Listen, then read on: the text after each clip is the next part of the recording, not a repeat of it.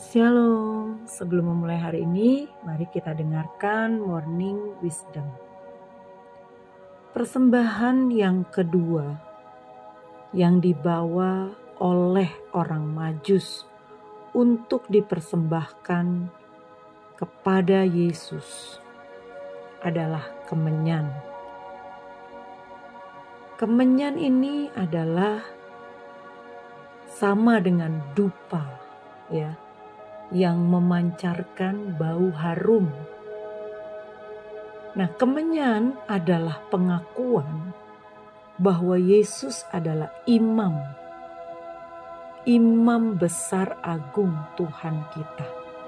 Karena biasanya kemenyan atau dupa ini digunakan sebagai salah satu elemen dalam penyembahan yang dilakukan oleh imam.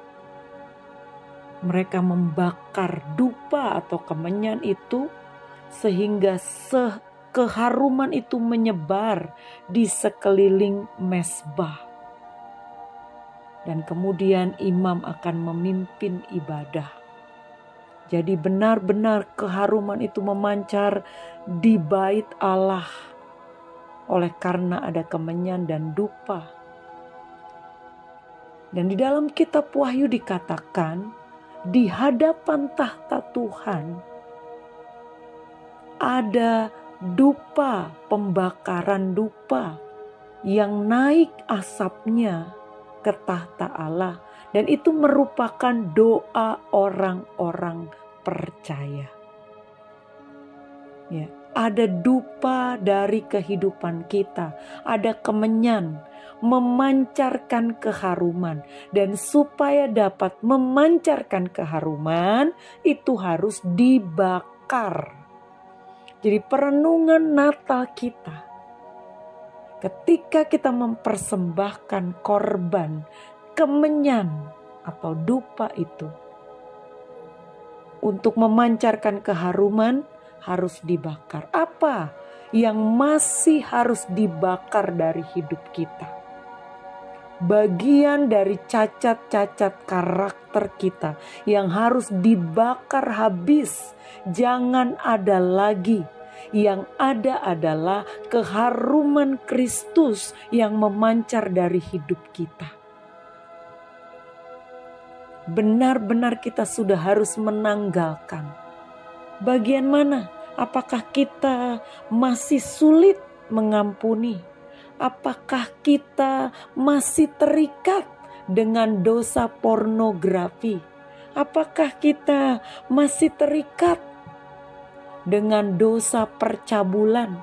Apakah kita juga masih terlalu suka menggantungkan hidup kita pada kemuliaan dunia, kekayaan dunia, kesenangan dunia?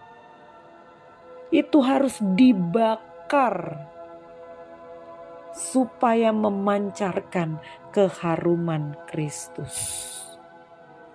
Kemenyan atau dupa itu yang dibakar ada melambangkan doa-doa kita yang harus kita naikkan dalam nama Tuhan Yesus. Doa yang sungguh-sungguh lahir dari hati yang bertobat. Doa yang sungguh-sungguh lahir dari posisi kita sebagai orang benar. Sebab Yakobus berkata, doa orang benar jika dengan yakin didoakan besar kuasanya.